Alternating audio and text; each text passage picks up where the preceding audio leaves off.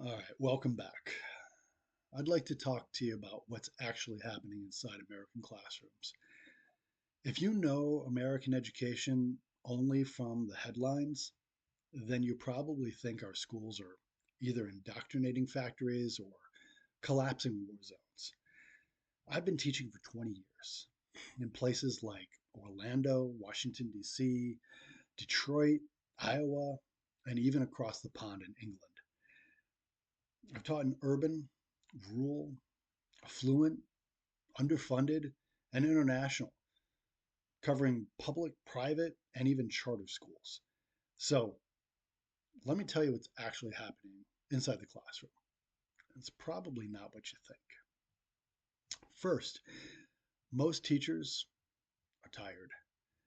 They're not lazy, they're not radical, and they're not secretly masterminding cultural revolutions.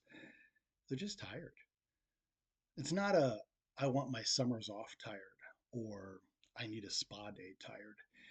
It's more like I just explained the same instructions 4 times after already having written it on the board. Tired. We're not handing out rainbow stickers to the class or installing litter boxes in the room for the students to use. That's all politically driven entertainment, and it's not true. The fact is, teachers are too busy juggling lesson plans, grading, behavior issues, parent emails, administrative mandates, and standardized testing requirements, all while trying to manage a group of teenagers who think sleep is optional. They were up until 2 a.m., either on their phones playing video games or watching videos of other people watching videos. But teachers still show up every day, many times, even when they themselves are not at 100%. Second, students have more anxiety than they used to. They're not less capable, they're not less intelligent, they're simply more anxious. I've had high achieving students in DC who panic over a 92 because they think it's going to ruin their future getting that A minus instead of the solid A. I've had students in Detroit who carry adult level responsibilities at home and still try to finish their geometry homework. I've had rural Iowa kids who balance farm work at 5 a.m. well before school even begins. They attend robotics club afterwards, and then they go home and do more chores till past sunset. I've had students in England who could debate global politics brilliantly and then quietly admit that they still don't think they're good enough. Across all of those places, the patterns are the same. The kids feel like the pressure is higher, the noise is louder, and the margin for failure feels even smaller. The comparisons never turn off.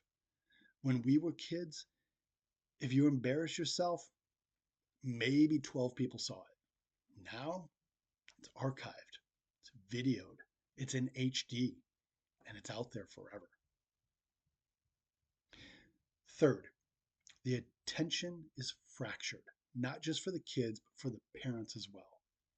Cell phones changed everything, not because kids are weak, but because adults built $1 trillion attention harvesting machine designed to hijack dopamine and then handed it to 10-year-olds, expecting them to be responsible. It's like giving a teenager a jet engine and being shocked that they can't parallel park their car. Look, I can compete for attention when it comes to a lot of things. Plain old boredom, conversation about the weekend, fidget toys that they brought in, or even the cutest boy or girl who's sitting just a few seats away. I can deal with that. I can't compete with an algorithm engineered by thousands of behavioral scientists to keep them scrolling, clicking, and tapping at their screens. So now I don't just teach my subject, I try to teach focus. I teach them to close the tab. I teach them to sit with discomfort for 30 seconds without checking their pocket to see if somebody liked their latest post. It's a whole new curriculum. Today's classrooms aren't just about content, they're about training. We are teaching attention just as much as algebra and sentence structure. Fourth, most classrooms are surprisingly normal. You know what I did this week? I helped a student finally understand factoring polynomials. I listened to another one talk about having a fight with a friend they've had since the third grade. And I explained cognitive bias in psychology. I told someone, you're not stupid, you're just frustrated. Learning is a process and you've only begun. Give it some time. That's the work. It's not dramatic, it's human. Now, let's talk about what isn't happening. Teachers are not waking up plotting how to politically or religiously rewire your children. We're trying to get them to put their phones down and put their names on paper. We're trying to get them to read directions. We're trying to get them to show their work. And we're trying to help them think critically, disagree without turning it into a personal attack. If we had the kind of power that people say we do, all the homework would be turned in on time and the copy machine would work on the first try. Trust me, it never does. If you walked into most classrooms, you'd see a kid who didn't eat breakfast, a kid who's coding an app for fun, a kid who's translating for their parent at home, another one who's hiding anxiety behind humor and sarcasm, and a kid who just wants someone to notice that they're trying. One adult in the room trying to meet all of their needs, that's the job. And they're at a subject that most likely they have very little interest in. For teachers, doing that is like mental calculus back in the 60s. And NASA would be impressed. Okay, so how do I challenge the three advanced kids while supporting the struggling 10 ones and managing the distracted four while redirecting the class clown and still finish chapter 4 before the state testing? That's what I'm doing. And I'm probably doing all of that before 10:15 a.m. Here's something else that doesn't make the headlines. Kids are often kinder to each other than we were. Not always, but often. I promise there were some horrific things that kids did to one another in the past, and it's not what you think. These kids today are more aware of mental health, more comfortable with discussing their emotions, and they're more globally informed. They're more willing to ask questions. They're also struggling with resilience. And all of this can be true at the same time. Nuance doesn't go viral, it doesn't trend. Outrage does. And that's why the algorithms keep feeding it to you. The biggest disconnect I see isn't politically left versus right, it's generational. It's adults arguing about an educational system that they haven't sat inside since before the Clinton administration. The world has changed, attention has changed, information speed has changed. And schools are trying to retrofit a 20th century structure onto 21st century brains. That's the real tension.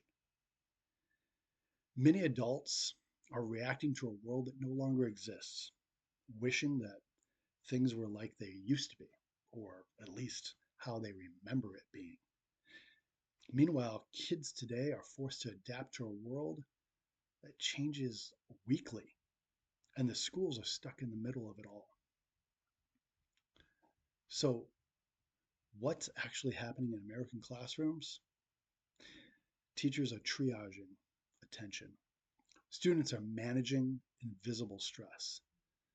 Technology is reshaping their cognitive abilities in real time.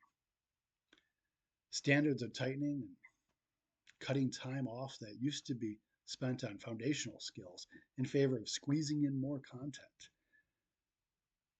more professional development for teachers. The funding is not even. The schools that need resources and the teachers themselves often don't get it. And the expectations of students, teachers, and administration are all rising.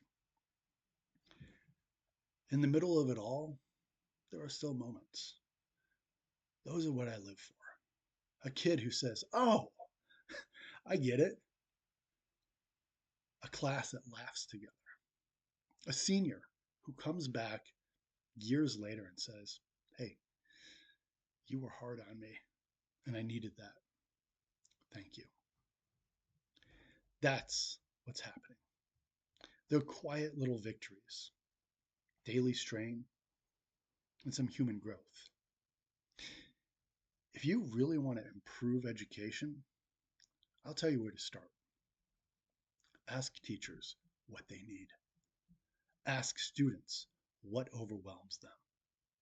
And ask yourself, when was the last time you spent a full day in the classroom? Not to judge, but to understand it. Ask if you can help. Don't go in as a critic. Don't carry a political flag. Just observe. Because it's easy to debate education with empty talking points and secondhand bias heard on politically driven networks. It's harder to sit in that desk for 7 hours with no phone and just listen. From where I stand at the board, it's not chaos, it's complexity. And it deserves a lot more thought and a lot less yelling. Next time, I'll talk to you guys about why teachers are exhausted and why that should concern everyone, regardless of politics. Until then, remember, there's more humanity in those classrooms than the headlines would have you believe. Welcome to the conversation.